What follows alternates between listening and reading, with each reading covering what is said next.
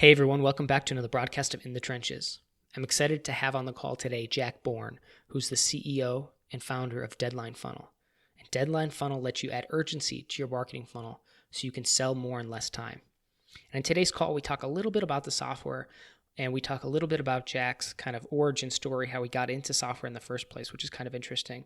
But the majority of the conversation is focused around this idea of adding urgency to your marketing funnel and ways that you can do so ethically, honestly, and in a way that will actually help you sell more.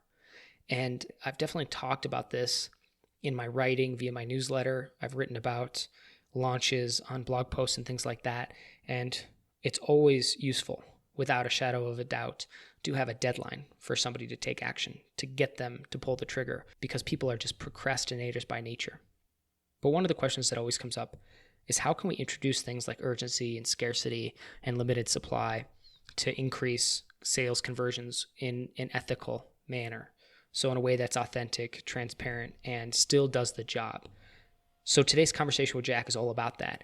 And I'd say my biggest takeaway is how Jack approaches this concept of urgency and introducing urgency into your marketing funnel in a way that you can automate it and how we can do so ethically. So some really exciting stuff today, and I'm excited to get to the interview. So let's get to it.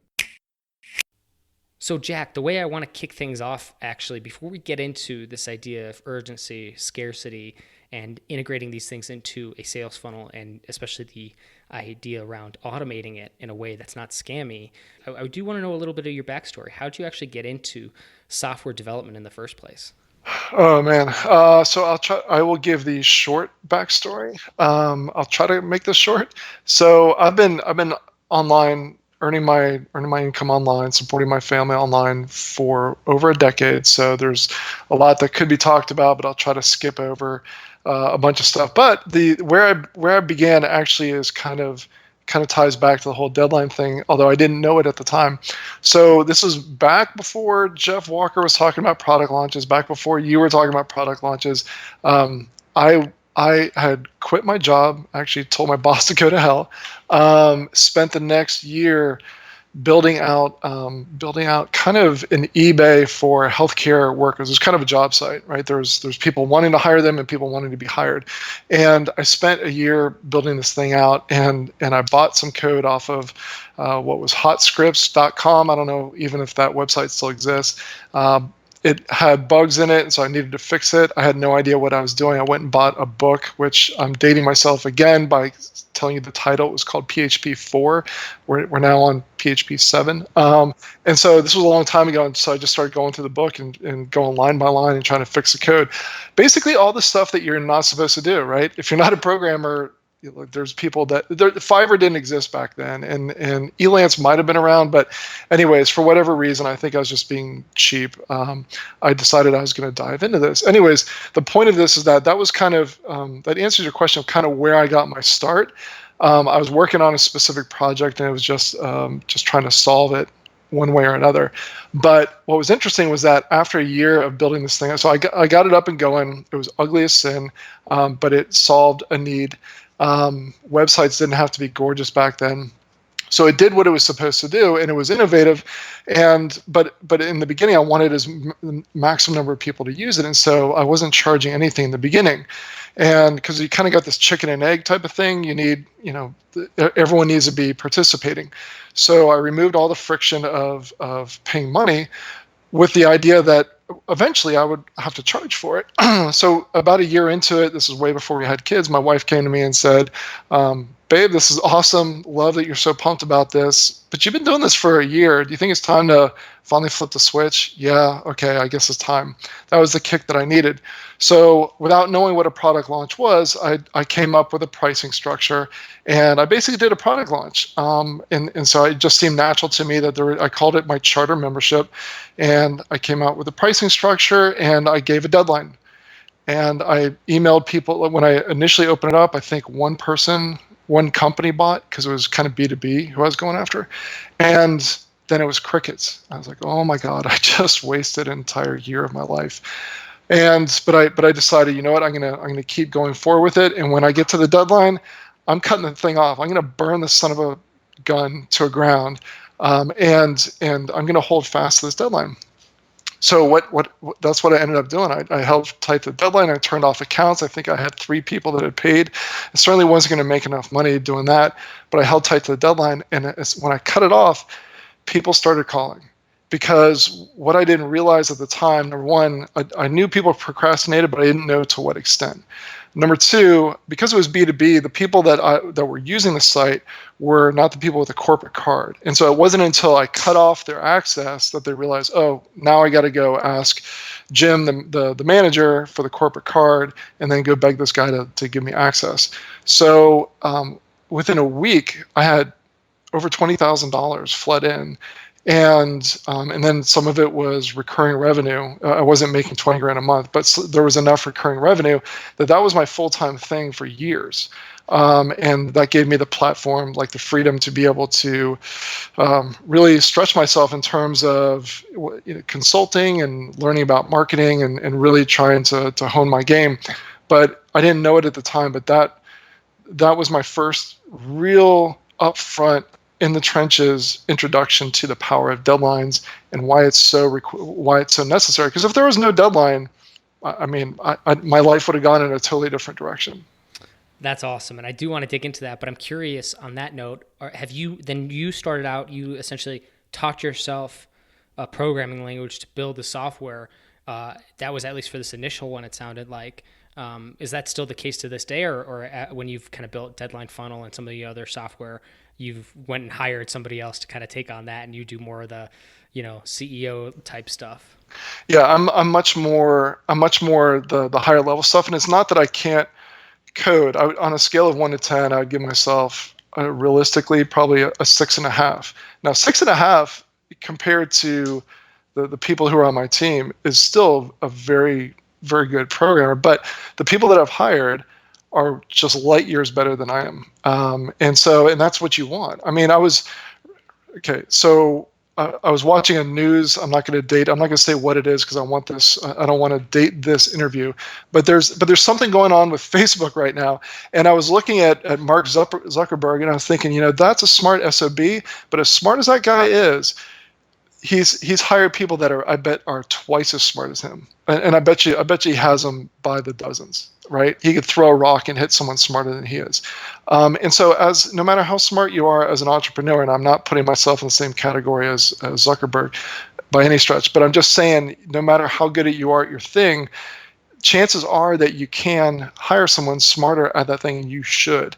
It's within the past several years, I'd say past 3 to 5 years, that I've realized that where I need to be spending my time is on marketing, networking, team building, those sorts of things. So higher level stuff. Now, sometimes I do just to either get something done and knock something off.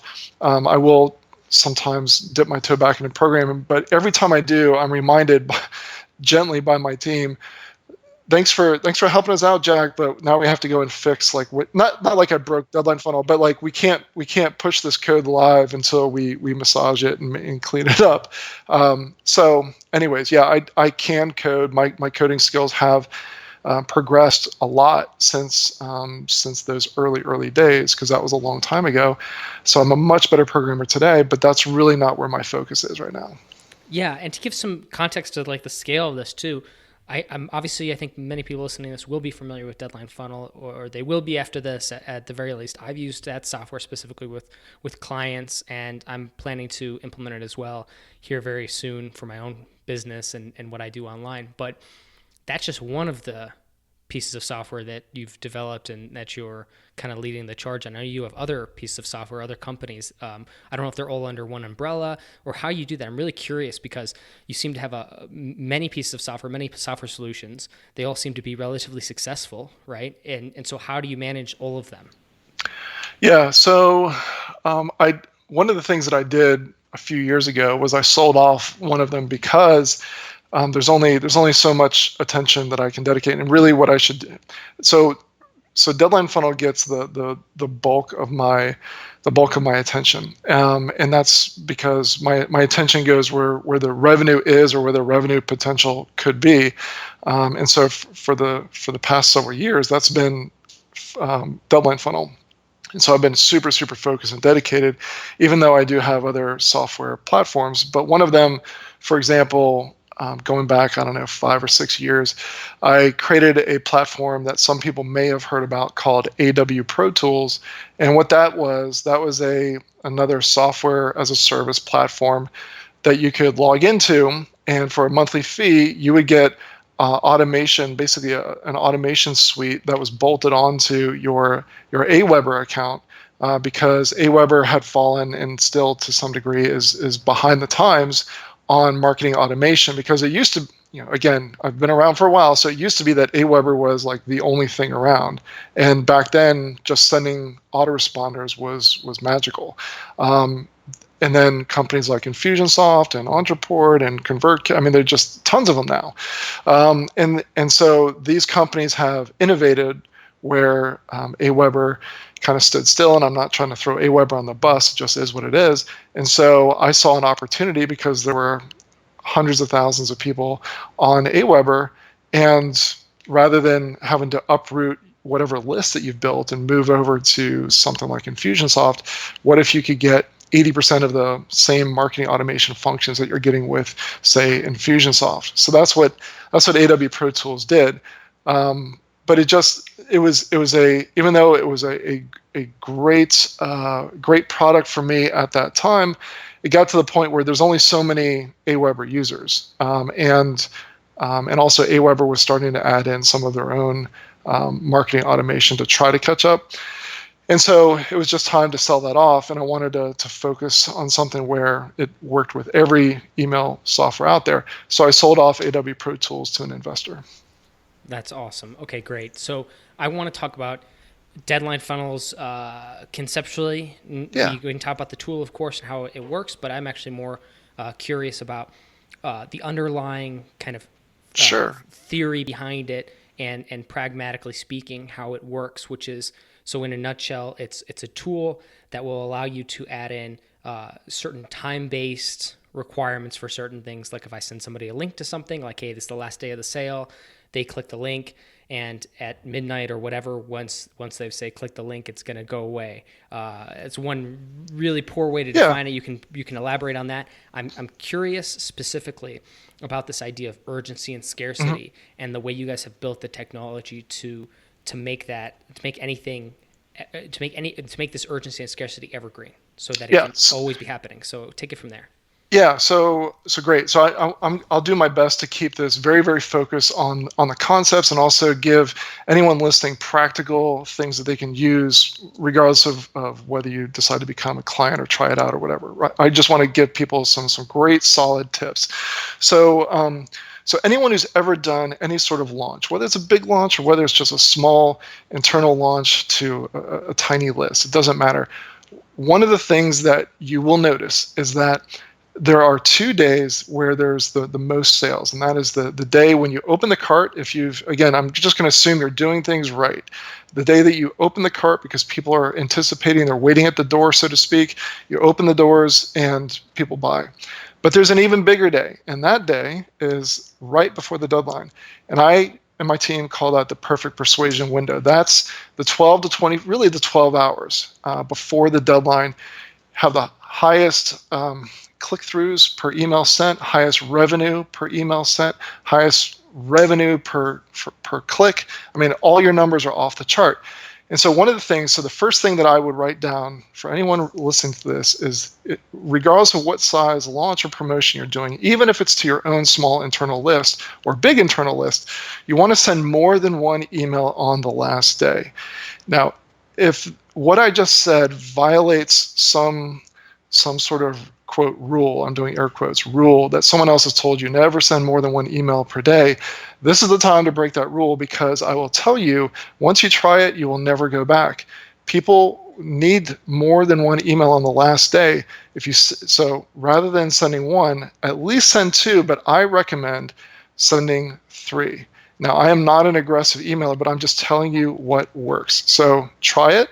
You can always go back to sending one email, but what you'll find is that it will dramatically increase your sales because people procrastinate like you have no idea. Your email, if you only send one email, it might go to their spam box. It might be ignored. They might open it and say, yeah, I'll do that. Oops, look at this shiny object over on Facebook. There's all sorts of things that could happen. So when you send more than one email, you are giving them opportunities to purchase right before the deadline. And this is when everyone who's been hitting the snooze button is going to pull the trigger. So that's what we call the perfect persuasion window. Now, given that, what I came to realize several years ago, and I believe to this day, is that any promotion, not just launches, not just one-time specials or anything like that, any promotion, if you don't have a deadline on that promotion, you're losing sales, period. Any promotion you have where you don't have a deadline, you are losing sales every single day. And so you need some sort of way to have a deadline on your evergreen system. So hopefully a lot of the folks listening are using some sort of list building and then lead generation automation systems. They're collecting names and emails on their email list and sending them a series of emails. So basically at the end of it, you want them to have a deadline. You mentioned something early on in our conversation about not lying, and it's really, really, really, really important. If for several reasons, there's the ethical reasons that you want to be completely honest. But even if you're what I now call ethically fluid and ethics don't really matter to you, from just a pure practicality standpoint, you want your list, your subscribers, your tribe to know that when you say tonight's the deadline, that it is in fact the deadline. Because if you are ethically fluid with that, it's going to come back to bite you on promotion number 2, 3, 4, and 5. And gone are the days where you can just sell one thing to one person one time and build a business out of it. Maybe some people can, but for the vast majority of people, you're going to need to make repeat sales to those clients, and those are going to be your best buyers. You don't want to break trust with them. So then you get into, sometimes I'll get into arguments with people that I don't spend too long arguing because you either get it or you don't. But some people say, well, Jack, if you're automating the deadline, then that's fake. And my answer to them is, no, you're confusing, is it automated with, is it real? Okay. And one of the reasons why people get this confused is because for so many years, people have used, hey, the deadline's tonight. They put a countdown timer, but people have noticed, oh, if I come back, if I leave the tab open, I can still get it. It just resets. And that's not the way you want to do business. But people have been have seen that enough times that a lot of marketers say, well, I don't want to do that. I don't want to automate my deadlines because that's fake. And what it comes down to, in my eyes, is that if the person going through it, if your systems tell them, hey, tonight, Thursday, is the deadline, and they wait until Friday and they can't get it, then that's being ethical and honest. You made them a promise via your systems, and you fulfilled that promise. And so the fact that you automated it just means that you're smart. We automate everything that we can in our businesses to gain leverage. So the whole idea of automated versus something can be automated and honest, or it could be automated and dishonest. Like there's all different ways to mix those two things up. But just because it's automated doesn't mean that it's fake at all. You just have to make sure that you're using the right tools. So go ahead. So a couple things I want to point out before we get too far, because there's a couple points there that I think are really worth expanding on. So you mentioned kind of the first thing you said coming out the gate, or one of the first things you highlighted, was this idea of send more emails. And I did a recent launch and I did the teardown and I broke down the stats. And on the average days where I was sending one email, we were making about $636.50 a day on those days where I was sending one email. On the days where I sent 3 emails, the average revenue was $2,231, a 3.5x increase. And the days where we sent 2 emails, it was $1,455. So it's more than 2x.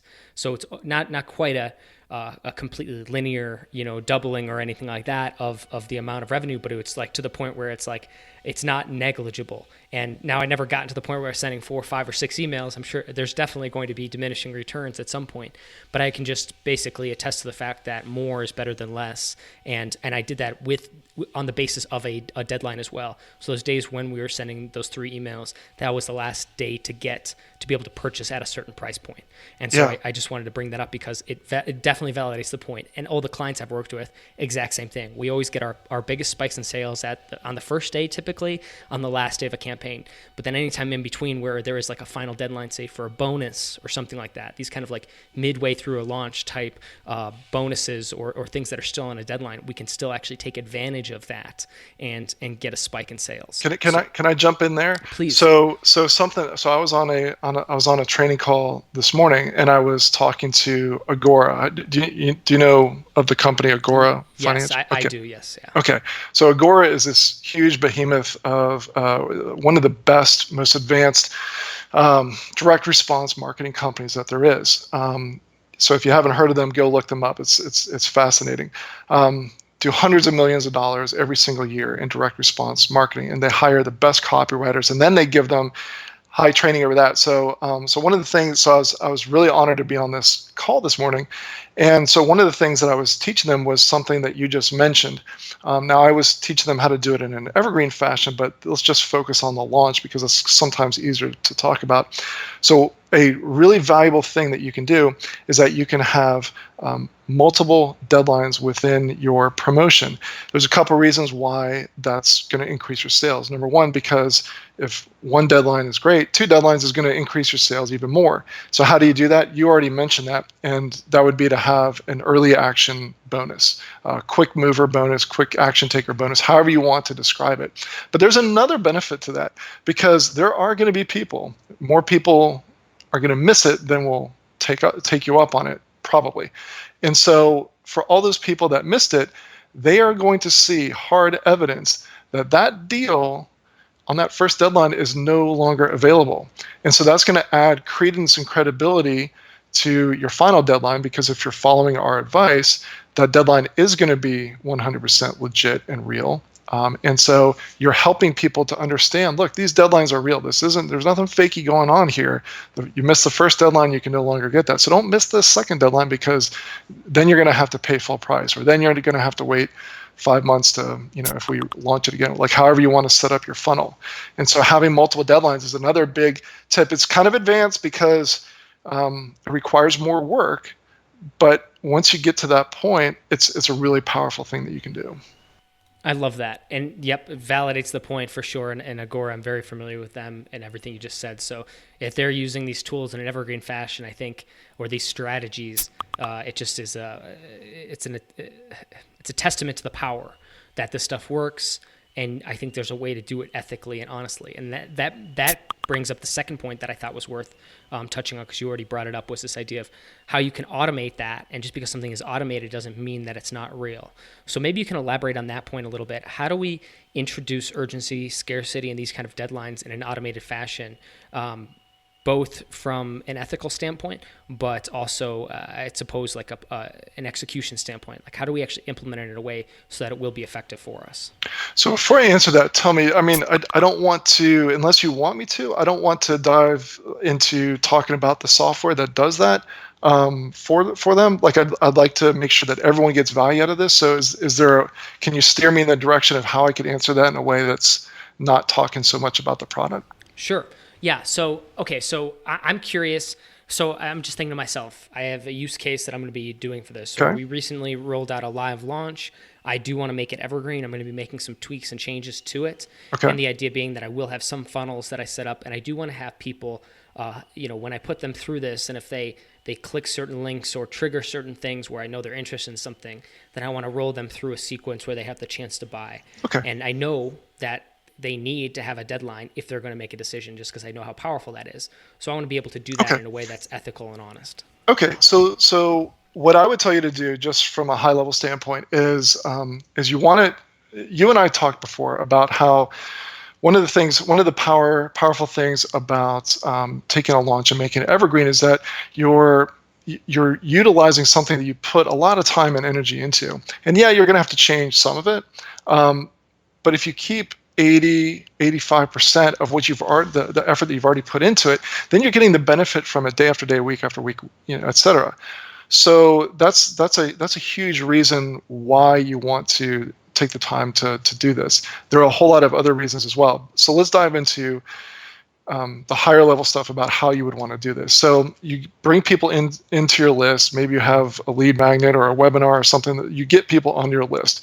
Once they're there, what you want to do, if they're not in an existing promotion right now, what you would do is what a term that I've heard Frank Kern use is a click campaign. So basically, you can have, let's say, 3 emails set up to go in a sequence, day 1, day 2, day 3. And the purpose of those emails is really to just see, are they interested in this topic? So, for example, I'm just going to, okay, so I'm looking at tennis rackets in my office because I'm fanatical about tennis.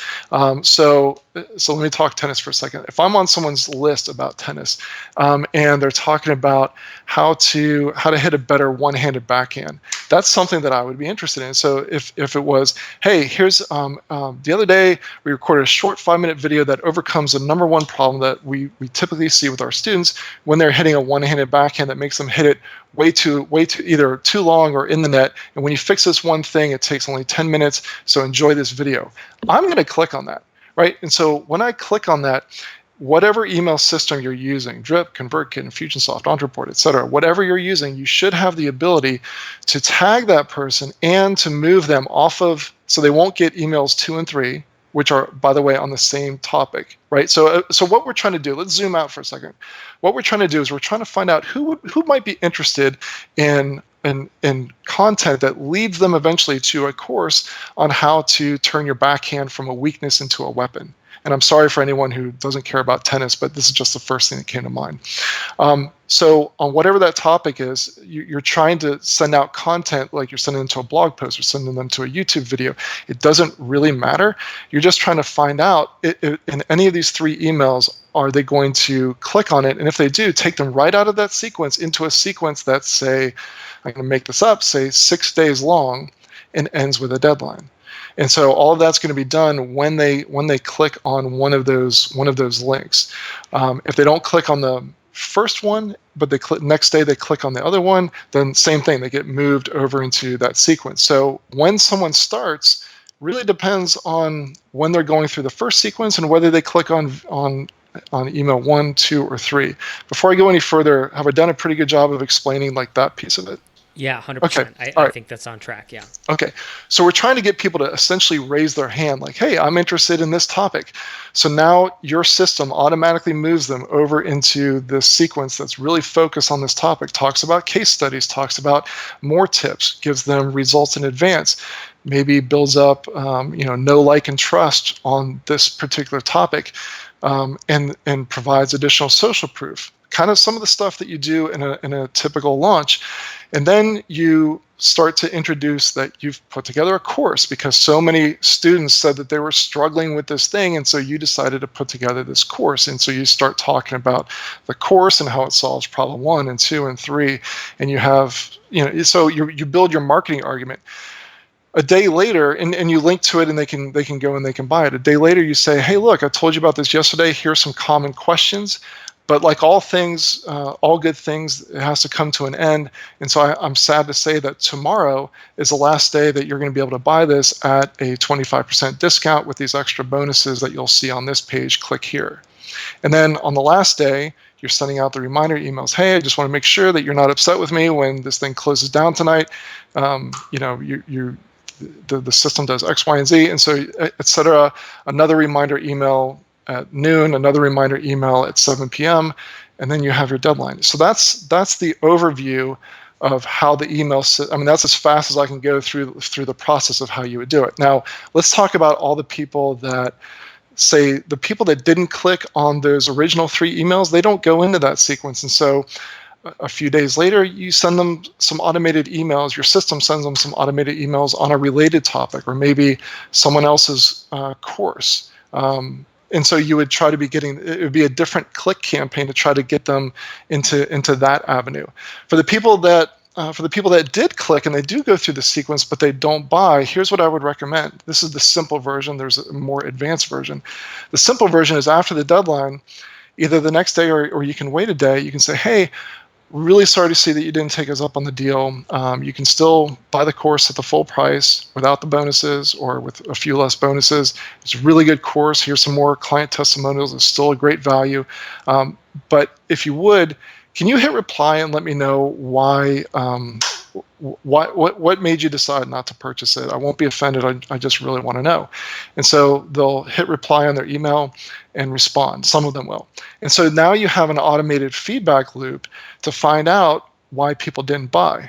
Now let me just pause right there and say, without the deadline, first of all, without the deadline, you're going to make far fewer sales. But number two, without the deadline, when would be the right time to send that why didn't you buy? There'd be no right time, because if you didn't have a deadline, it could be like 2 or 3 weeks later and someone's still thinking about it, like, maybe. And so if you sent that email saying, why didn't you buy? They might wonder, well, what do you mean, why didn't I buy? I'm still thinking about it. So because you have the deadline, it gives you the perfect opportunity to say, hey, I'm really bummed out that you didn't buy it. A lot of our clients are getting great results out of it. If you would just do me a favor and hit reply and just write me a letter or write me an email and let me know why didn't you buy? It's going to give you that feedback loop. Maybe it was your pricing. So maybe you need to offer in a soft offer, which I should mention. A soft offer is like free for the first 15 days, or maybe you need to do a payment system. There are different things that you might uncover based on the feedback that you get. So that's kind of a high-level overview of how you would do it. Now, you might want to say some things, but let me just throw this out here. When you start to get down into, now that I've given everyone the overview of one way that you could set up your automated systems, and by the way, you could have, if you imagine sort of a tree and you're traveling down the trunk, I described one branch. So when they click one of those emails, they go down one branch. But as you go further up the tree, there's other branches, other branches, other branches, other branches. So you could set up your entire email system so that there's 5, 6, 10, 25 different branches that could be payment pathways to you, all automated.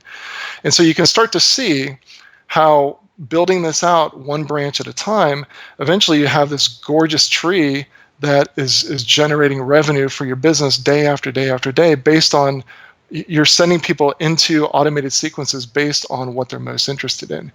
But the challenging part of this is when you get to actually putting it together, because the light bulb is going off for some people hearing this, but here's where you're going to run into a roadblock, is that when you actually go to put it into action, there are some technical challenges with synchronizing what you're saying in the emails with what's actually going on the web pages, and also dealing with their opting in, reading some emails on their desktop, some on their laptop, some on their mobile at Starbucks. And so are you showing the same countdowns and same deadlines when they go to different areas and different devices? And so there's a lot of technical issues that can really sabotage what we just described. And so that's the reason why I created Deadline Funnel. So without getting into any sort of pitch, the challenges that come up with the actual implementation of all this, that's what our software is for. That's what it does. I love it. And I'm curious too. So I don't know if we can get really more thorough than that in terms of like implementing deadlines and why they're so useful, and having these kind of cutoff dates for people to get in or out of things, and the clear value proposition of doing that for any kind of business. And if you want to be able to automate any of this stuff, why that's so important. And so one of the things I've come up against is, and I think you touched on this briefly, was when people are like, well, is it false or is it fake? And I guess the big thing is, it sounds like, if I can summarize the points, just because it's automated doesn't mean that it's false or fake. It just means you have to be able to kind of stand by those deadlines, even if somebody missed it. So even if this is rolling or evergreen, if somebody comes in, today versus like 3 weeks ago, the person coming in today will have the chance to purchase and maybe get those bonuses, but the person that came in 3 weeks ago and missed that deadline doesn't. And so how do you navigate that? Like, do you find that there's any questions or challenges around that ethically or otherwise?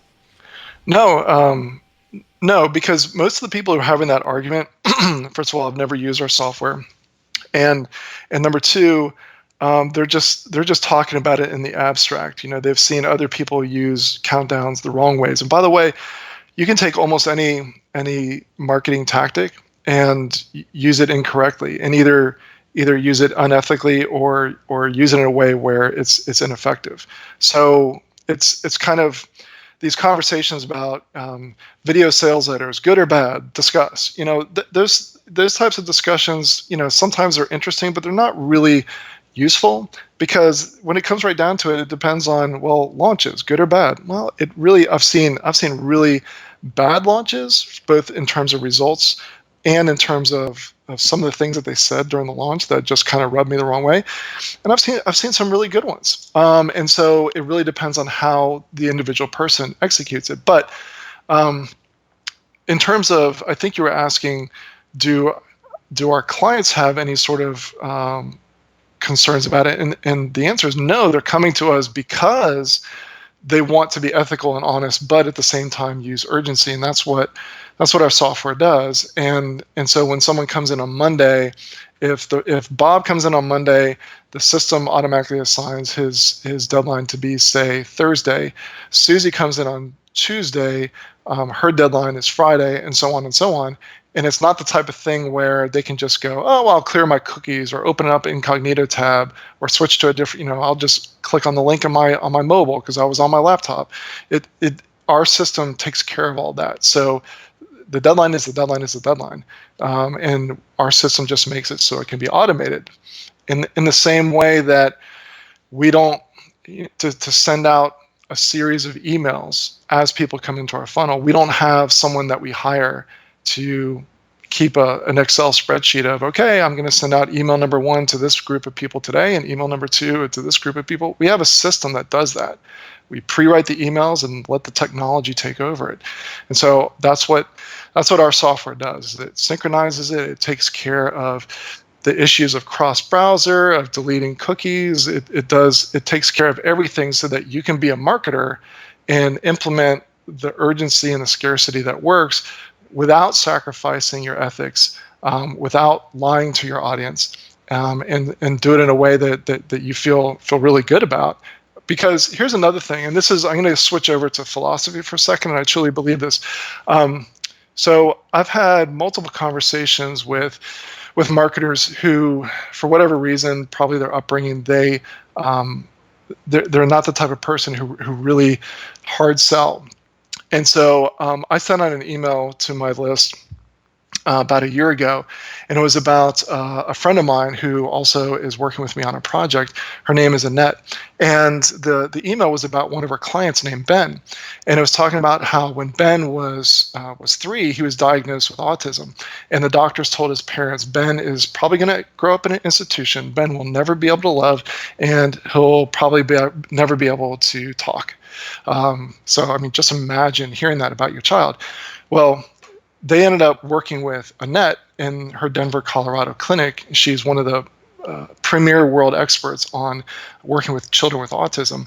And there's a video that I linked to in the email where a local Denver news station had done a local news story about how Ben had been accepted into the Berklee College School of Music.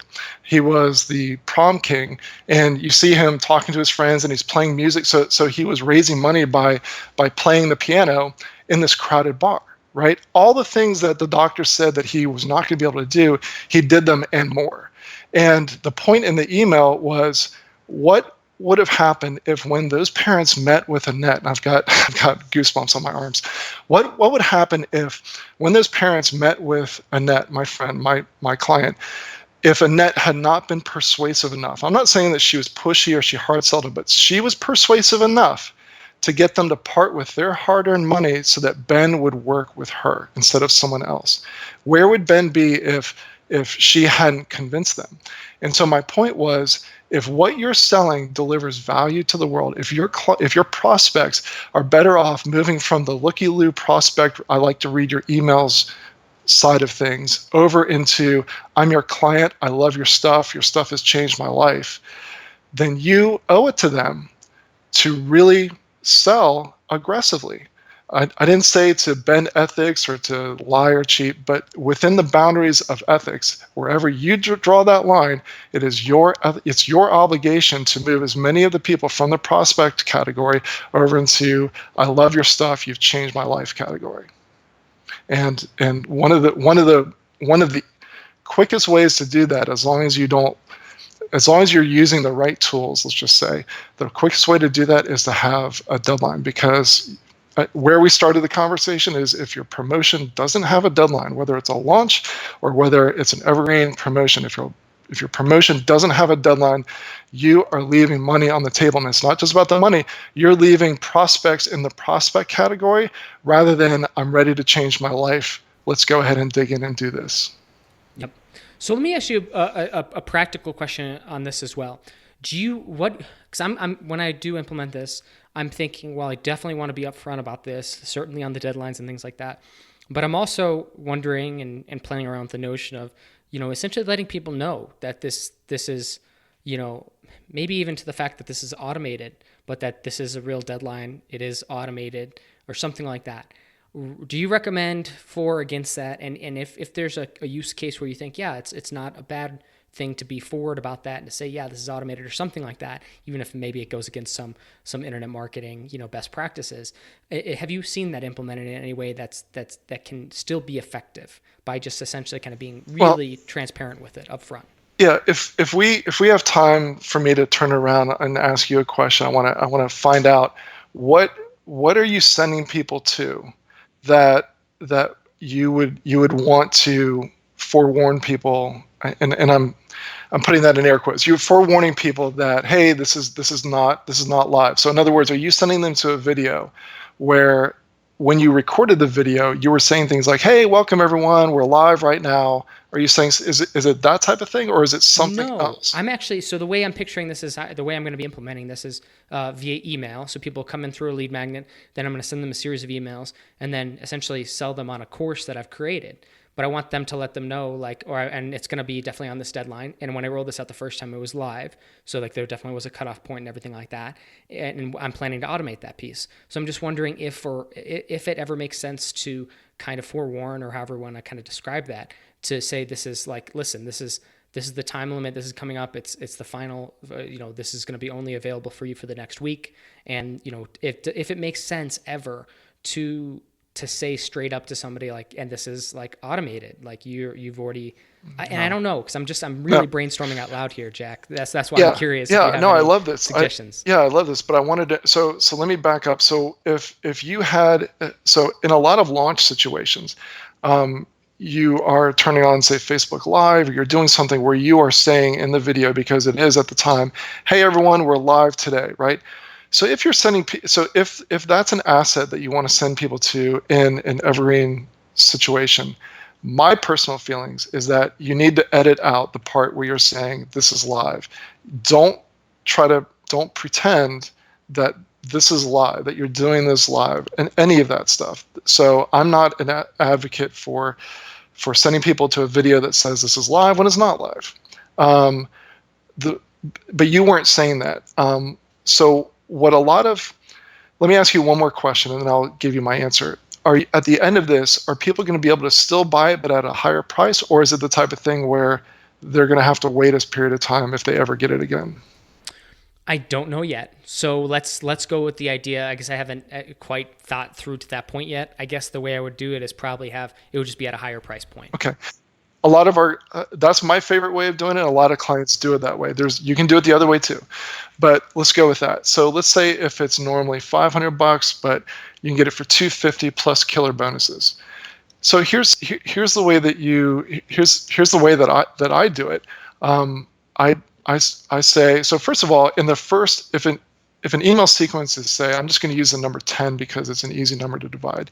So if your sequence is 10 emails long, which I think is a little long, but if it was 10 days long, let's say, the first 5 or 6 days, you really shouldn't be talking about the product anyhow.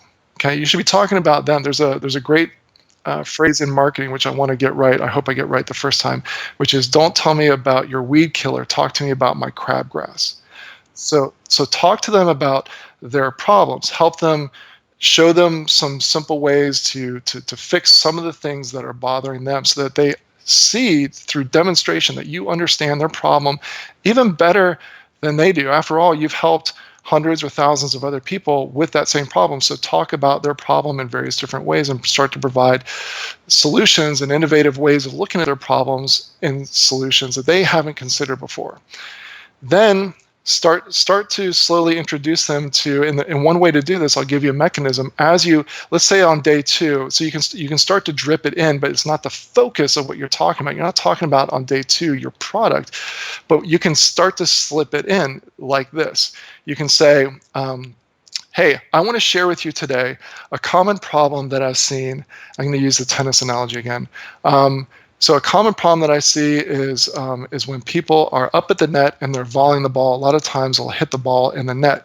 Well, in chapter 2 of my online course, I cover that, and I want to share with you the first 2 videos of that, because this is going to solve the problem that I called XYZ dilemma. And so click here and go check it out. Now, that wasn't a pitch, but I've dropped in there through the context that there's an online course, and I'm sharing that with you and providing value. So then it's not a shock when in day 6 I say, hey, you know, all these how I've given you on day 2 we talked about this from the volley section of the online course, and then day 3 we talked about the serve section from my online course. Well, because you're a new subscriber, I've put together a really special deal for you that you can see here. It's got these special bonuses, and normally it's you can go to our website and see that it normally sells for $500, but for the next 48 hours you can get it for 50% off. And you link to it, and then the next day you talk about social proof. The next day you have Q&A in your email, and then you have the final day. So that's really how I would set it up. So the reason why you're giving the bonuses and the discount could be something as simple as you're a new email subscriber. It could be, you know, because you clicked on the video that got them on there. You know, you clicked on that video and you're obviously interested in this topic. It could be just because you want to. You know, as a business owner, you don't have to have. It could just be because you want to. You know, I'll give you a special deal right now. Yeah, no, I like it. And, you know, I think when you take it offline too, and you think about like the store that has like a discount on, you know, going at like any clothing store or really anything, any store, and you're going to find these like discounts on things, and there's nothing to say that that discount is like the one time only, but it's certainly like today only, right? They can guarantee it to today, right? That kind of thing. It's like, so I guess maybe a part of that is also a mindset shift when thinking about this stuff, and you think it's not so much as like this is never going to happen again, but today is the chance for you to get it at this discount, or to get this bonus, or to get this exclusive thing, and we can promise it through this offer, through this today. Yeah, and the supermarkets and the retail stores via the newspapers, the paper and ink newspapers have for years really trained people that the discount, the coupons that they can clip have an expiration date. So, you know, all of those coupons have an expiration date. Why are they running this sale on this particular item right now? I don't know. They want more people to try it out. You know, I mean, there's not some elaborate reason, but one of, you know, of all the things that I rolled through as far as the context, the reason why, one of my favorite ones is because you just subscribed, because you're a new subscriber, there's a discount right now, but it's only good and the way that I say it is that it's only good for you. Can only get it. It's only good for you. This bonus, these bonuses and this discount is only available to you until X date. You know, so I say to you. So that's really how I do it. I love it, Jack. Well, I know there's probably more we can get into, but I feel like this is quite the deep dive into this anyway. And so I think it's a great place to conclude. So what I want to do is basically give you the floor. Where can people reach out to find you, connect with you, and of course, check out Deadline Funnel? Yeah, you can go to deadlinefunnel.com, and we've got live chat. One of the things that we really pride ourselves on is that our live chat is actually live. You know, we have software products that we use as well. And it really frustrates us when you go online and they've got live chat, you type it in and they say, we'll answer in four hours, or you hear it back a day later. So between the hours of, say, 8 a.m. to 5 p.m., actually 6 p.m. Eastern time, we are really on top of it. So if you have a question about Deadline Funnel, whether it's a pre-sales question or you're a client and you need help, we are really there for you. And the way that we look at it is that the software is the end goal. It's the mechanism to get you what you want. No one woke up any particular day and said, boy, I hope I can buy some more software today. You want to have an automated marketing machine that's going to be more efficient, bring more sales, get more people from the prospect category to the happy client category. And our software is just a mechanism to get you there. And we look at it like that. So a lot of times we provide support on software, someone else's software that isn't ours. But in order to get you that end result, we will provide support on that in the context of setting up your evergreen deadline funnel. So if you're interested in that, if that interests you, go over to deadlinefunnel.com, start a 14-day free trial. My team is there to help you. We even have a free onboarding call where someone from our team will jump on with you and answer whatever questions that you have. So that's the type of company that we are. And if that sounds good to you, or you think it might, or if you're just kind of curious, go check it out, deadlinefunnel.com. Well, Jack, thank you so much for all this, man. Obviously, I love the software. I highly encourage anybody listening to this to go check it out and test it out and use it. And also just to say thank you for being on In the Trenches. It was really a pleasure to have you here today. Oh, this was a blast. Thank you.